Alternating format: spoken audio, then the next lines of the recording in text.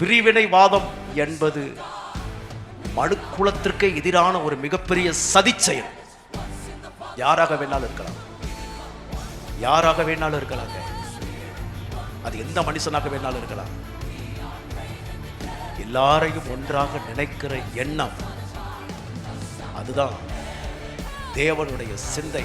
எல்லாரையும் ஒன்றா நினைச்சதுனாலதான் பூமியிலே சமாதானம் உண்டாகும்படிக்கு அவர் கடந்து வந்தார்.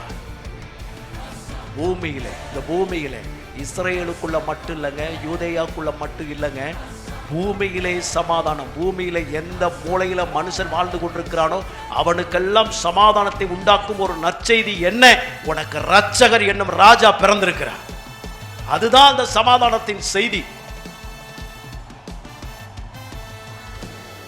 மனுஷர் மேல், மனுஷர் யாரெல்லாம் சொல்றோமோ அவங்க எல்லாருக்கும் அந்த சமாதானத்தின் செய்தி போகுது.